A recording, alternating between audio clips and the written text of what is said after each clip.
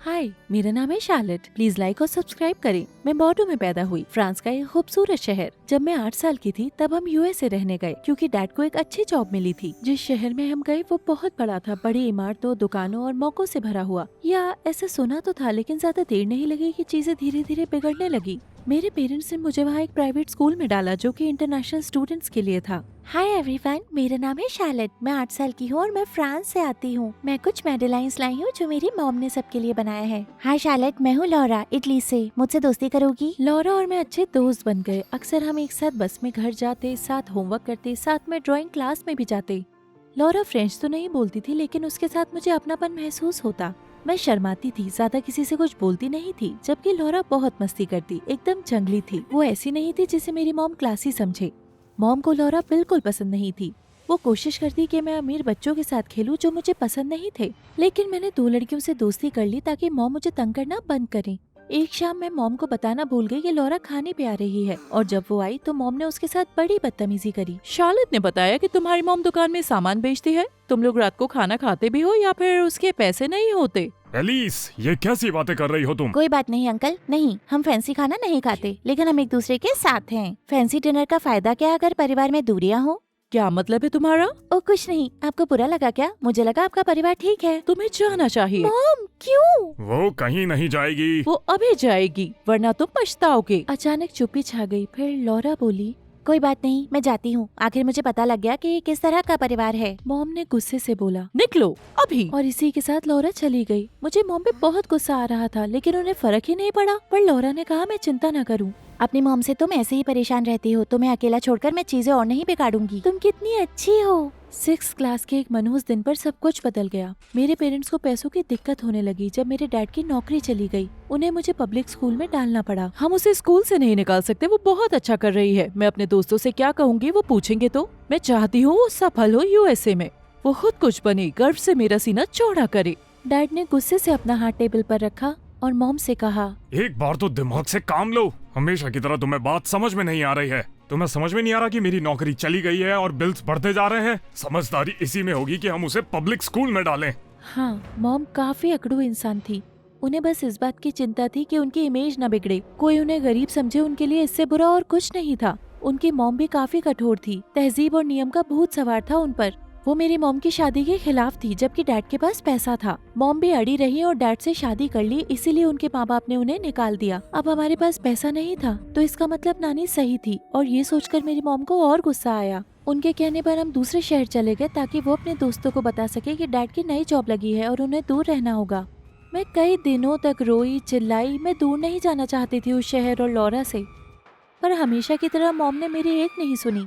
मेरा दिल टूट गया था। डैड, मुझे उनसे नफरत है। डैड ने कहा, ऐसे नहीं कहते बेटा। तुम जानती हो अपनी मॉम को, वो अपनी बात पर अड़ जाती है। लेकिन जिंदगी खत्म नहीं हुई। तुम अपने नए दोस्त बना सकती हो और लॉरा से तुम अब भी फोन पर बात कर सकती हो। उससे कभी भी तुम्हें मिलाने मैं ले जाऊंगा। Thank you dad. मॉम तो आपको डिजर्व नहीं करती, पर शायद जिंदगी ऐसी ही है। लॉरा को अलविदा कहना बहुत मुश्किल था। चीजें और बुरी हुई जब मुझे एहसास हुआ वो नोटबुक जिसमें मैंने लॉरा का नंबर लिखा था, मैं अपने साथ लाई ही नहीं थी। मैं बहुत दुखी हो गई। हमारे पास ज्यादा पैसे नहीं थे, फिर भी मॉम अपने दोस्तों के साथ महंगी जगहों पर बड़ी पार्टीज करती रही। हम पर दिन कर्जे बढ़ते जा रहे थे। डैड ने उनसे कई बार कहा कि ये पार्टियां करना छोड़ दें। एक दिन उन्होंने अपने दोस्त को उसके बर्थडे पर बड़ी महंगी अंगूठी दी। जब बैंक से कॉल आया तो डैड बहुत गुस्सा हुए। सुन लो, अब मैं और ज्यादा नहीं सह सकता। ये तुम्हारा आखिरी मौका है। अगर तुमने इसे रोका नहीं तो मैं तुम्हें तलाक दे दूंगा। और मैं डैड के साथ रहूंगी। ऐसा है क्या? ये कह के मॉम चली गई। वो कुछ दिन वापस नहीं आई। डैड और मुझे चिंता थी, पर हमने भी उन्हें फोन नहीं किया। समय आ गया था कि वो सीख जाएं जिम्मेदारी क्या होती है। जब वो वापस आई तो सीधा घुसकर कपड़े धोने लग गई और ऐसे बिहेव किया जैसे कुछ हुआ ही नहीं। उस दिन के बाद से उन्होंने अपने दोस्तों से मिलना बंद किया और पैसे बर्बाद करना भी। मैं खुश थी ये देखकर कि आखिर उन्हें अकल तो आ गई, पर उनमें बदलाव दिख रहा था। उनकी आंखों की चमक चली गई थी। ऐसे लग रहा था जैसे उनकी उम्र 10 साल बढ़ गई हो। पब्लिक स्कूल में भी चीजें ठीक तो नहीं थी। शुरू में तो ठीक ठाक था, पर चीजें बदल गई जब मैंने हाई स्कूल में जूनियर ईयर शुरू किया। मैंने देखा मेरा शरीर बदल रहा है। मेरे चेहरे पर कुछ फ्रेकल्स भी आ गए थे। ये बदलाव सिर्फ मेरी शक्ल पे नहीं था, मेरी सोशल लाइफ भी बदल रही थी। अचानक लड़के मुझे अलग नजर से देखने लगे। लड़कियां लड़कों के साथ घूमने लगी और ज्यादा पार्टीज भी होने लगी। हे शार्लेट, स्कूल के बाद आइसक्रीम खाने चलें बस हम दोनों? बस हम दोनों अकेले? हाँ, बस हम दोनों। क्यों, तुम्हारा मन है क्या कि बहुत सारे लोग साथ में चलें? मैंने सोचा शायद जेसिका को भी साथ ले लेते हैं। देखो, मेहमानों को बुलाने का शौक नहीं है मुझे, तुम जानती हो क्या, मुझे जाना है। और हाँ शार्लेट, या तो मैं कहूँ छोटी भूली भटकी रकून, सिर्फ इसीलिए कि तुम फ्रांस की हो इसका मतलब ये नहीं है कि तुम खास हो, बल्कि इसका मतलब ये है कि तुम्हें मजाक समझ में नहीं आता और तुम मूड खराब करती हो। इससे पहले मैं कुछ कहूँ, उसने च्युइंगम निकाल के मेरे बालों में लगा दी और चला गया। ये सिर्फ एम्बैरेसिंग नहीं था, बल्कि इसने तो मेरी बेइज्जती कर दी थी। उस दिन घर वापस आई तो मॉम को ये बताने का मन था। वो उस वक्त किचन में खाना बना रही थी। हाय मॉम, आज स्कूल में दिन अजीब था। मेरे पास तुम्हारी कहानियों के लिए समय नहीं है। पता है, हम लोग काफी समय से यूएसए में रह रहे हैं और तुम्हें अब भी काफी सारी चीजें अजीब लगती है। मुझे इतना गुस्सा आया कि मैं रोने लग गई। शुरू से ही हमारा रिश्ता बहुत अच्छा नहीं था, पर अब लग रहा था कि ये टूट गया है। अगर एक लड़की अपनी माँ से बातें नहीं बता सकती तो लगता है कि रिश्ते में दूरियां आ गई हैं। और दिन ब दिन मैं मॉम से दूर होती जा रही थी। मैं किताबें रखने अपने कमरे में गई तो देखा टेबल पर एक स्केच बुक रखी है। ये लॉरा के साथ ली गई ड्राइंग क्लास की बुक थी और इसमें उसका नंबर लिखा था। पता चला मैंने इसमें भी लिखा हुआ था। मैं बहुत खुश हो गई। मैं चुपके से जल्दी से लिविंग रूम में गई, मॉम का फोन उठाया और लॉरा की मॉम को कॉल किया। हेलो एलिस, क्या चाहिए तुम्हें? हाय, मैं शार्लेट बोल रही हूँ। याद है स्कूल से लॉरा की दोस्त? क्या मैं लॉरा से बात कर सकती हूँ? ओह शार्लेट, हाँ याद हो तो मुझे। एक मिनट। हाँ लॉरा, तुम्हारी दोस्त शार्लेट का फोन है। शार्लेट, वाओ, तुम्हें ढूंढने की बहुत कोशिश की पर तुम मिली नहीं। कैसी हो तुम? हाय लॉरा, मैं ज्यादा सोशल मीडिया पर नहीं आती, तुम्हें बहुत मिस करती हूँ, तुमसे मिलना चाहती हूँ। मिलना मुझे भी है, पर इस फ्राइडे मेरा परिवार यूरोप जा रहा है। यूरोप? ये तो बड़ा कूल है। काश मैं भी जा पाती। तुम बहुत लकी हो। हमारे साथ चलो ना, मेरे दादा दादी का घर बहुत बड़ा है, तुम गेस्ट रूम में रह सकती हो। आना तो चाहती हूँ, पर मेरी मॉम कभी नहीं मानेगी। उन्हें बताने की जरूरत नहीं है, बस बोलो स्कूल प्रोजेक्ट के लिए देश के बाहर जा रही हो। उन्हें तो डींग मारना पसंद है ना। लॉरा, तुम तो बड़ी स्मार्ट हो। हमें बहुत मजा आएगा। हम बढ़िया खाना खाएंगे, नई जगह देखेंगे, शायद पेंटिंग भी करें। घर से बाहर एक शांत जगह पर मैं पेंट करना चाहती हूँ, खासकर मॉम से दूर। बल्कि मुझे पता लगा जिस शहर में मैं और लॉरा रुकेंगे वहाँ पर एक बड़ा सा आर्ट कंपटीशन होने वाला है, तो मैंने अपना नाम भर दिया।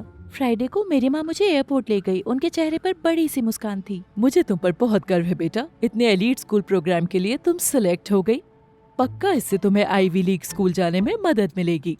बिल्कुल हाँ मॉम।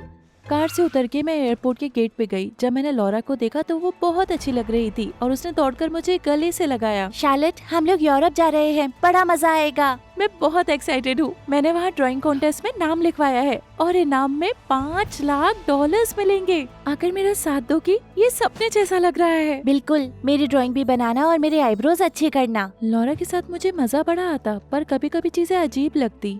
जैसे ही मैं आती वो अपनी मॉम से बात करना बंद कर देती, जैसे कि वो मुझसे कुछ छुपा रहे हो। एक रात जब हम डिनर कर रहे थे, उसने एक अजीब सी बात कही। पता है, मुझे खुशी हुई जब तुम्हारे परिवार को पैसों की दिक्कत होने लगी। क्या?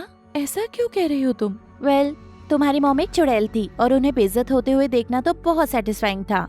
पहली बात, गरीबी और बेइज्जती का आपस में कोई लेना देना नहीं है। और दूसरी बात, मॉम गरीब हुई तो इसका मतलब मैं भी गरीब हो गई। मुझे लगा तुम्हारे लिए उनकी नफरत से बड़ा मेरे लिए प्यार है। ओ कम ऑन, वो बहुत बुरी है। अच्छा चलो, इसे भूल जाओ। थोड़ी आइसक्रीम खाओगी? अब मेरा मन नहीं कर रहा, मैं जा रही हूँ सोने। और ये कह के मैं चली गई। कंपटीशन का दिन करीब आ रहा था। ये 2 दिन होने वाला था। पहले दिन ऑडियंस के सामने लाइव पेंटिंग करना और दूसरे दिन क्लोजिंग सेरेमनी होगी, जहाँ जजेस विजेता घोषित करेंगे। तुम्हें लगता है जजेस फेयर होंगे? बिल्कुल होंगे। मुझे चीयर करने के लिए एक्साइटेड हो? ऑफ कोर्स, तुम भी मेरे लिए चीयर करोगी। क्या मतलब? मैं भी कंपटीशन में हिस्सा ले रही हूँ, तुम्हें तो पता था ना। क्या? नहीं। तुम्हें लगता है मैं पेंट करना भूल गई? पिछले 1 साल से क्लासेस ले रही हूँ मैं। ये तो एक बहुत बड़ा मौका है। पर लॉरा, तुमने कभी इसकी बात नहीं करी। मुझे नहीं पता था, तुम्हें सब बताने की जरूरत है। वैसे भी अच्छा होगा अगले कुछ दिन हम अपनी अपनी तैयारी पर फोकस करें, तो शायद हमें साथ घूमना कम करना चाहिए। मैं हैरान थी, मेरी बेस्ट फ्रेंड को क्या हो गया था। अब यहाँ आने का मुझे पछतावा हो रहा था। अब यहाँ रहने का एक ही मकसद था, ये कंपटीशन। मैंने ठान लिया था कि जीतकर इनाम पाऊंगी। कंपटीशन का पहला दिन आया। हमें स्टेज पर ले जाया गया। हर प्रतियोगी के पास थी पेंसिल, कलर और एक ब्लैक कैनवस। लॉरा ने मेरे पास आके शैतानी मुस्कान के साथ कहा, सबसे अच्छी लड़की जीते। उसका जवाब देने की हिम्मत नहीं थी मुझ में। मेरा ध्यान लगा था कि मैं स्टेज पर पहुंचूं, और तब मैंने देखा वो इवेंट टीवी पर लाइव दिखाया जाने वाला था। मेरा दिल बैठ गया। ओह नो, मेरी मॉम देख लेंगी और मुझे कभी घर से निकलने नहीं देगी। मैंने उनसे सिर्फ झूठ नहीं कहा, मैं यहाँ पर लॉरा के साथ थी।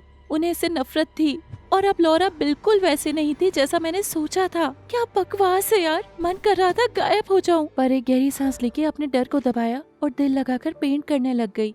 कैनवस पर हर एक इमोशन डाल दिया। घर पर आराम से बैठे बैठे मॉम ने मेरा चेहरा टीवी पर देखा और चिल्लाई, पियर, हमारी बेटी किसी स्कूल प्रोजेक्ट पर नहीं गई, वो टीवी पर है लॉरा के साथ। ये क्या बकवास है, वो बचेगी नहीं, हम इसी वक्त यूरोप जा रहे हैं। अगली फ्लाइट पकड़कर मेरे पेरेंट्स कंपटीशन के दूसरे दिन पहुँचे।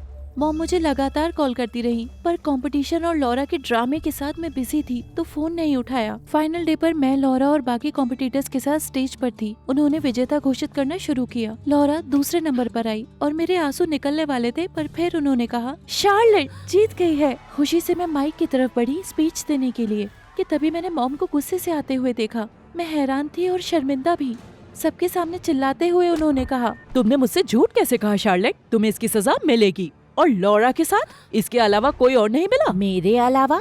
याद है जब आपने शार्लेट की बुक जलाई थी जिसमें इसने मेरा नंबर लिखा था? कॉल करके आपने मेरी और मेरी मॉम की बेइज्जती करी। आपने धमकी दी एक बच्ची को ताकि वो शार्लेट से दूर रहे। बताऊं सबके सामने आपने क्या किया? चुप रहो। मेरे बेटे से ऐसे बात मत करो। लॉरा, आखिर क्या किया मेरी मॉम ने तुम्हारे साथ? भूल जाओ, अपना प्राइज लो और अपने पेरेंट्स के साथ यहाँ से चली जाओ। तुम्हारी मॉम ने लॉरा की मॉम को धमकी दी कि वो इमिग्रेशन को कॉल करके इनको डिपोर्ट करा देगी। किस तरह का इंसान एक बच्ची से ऐसी नफरत करता है? उसने आपका क्या बिगाड़ा है? आपको मदद की जरूरत है। इनाम का पैसा लेकर मैं डैड के साथ जा रही हूँ। आप डॉक्टर के पास जाओ, थेरेपी का पैसा मैं दूंगी। मैं इतनी दूर आई और तुम उसका साथ दे रही हो? ऐसा क्या झूठ बता दिया इसने तुम्हें? बहुत हुआ, चलो शार्लेट। लॉरा, मेरी मॉम ने सही नहीं किया, पर उसकी सजा मुझे देना गलत है। फिर भी दोबारा शुरू करना चाहो तो मैं हूँ यहाँ। फिर मैंने जाके अपना मेडल और इनाम लिया, डैड को गले लगाया और हम चले गए।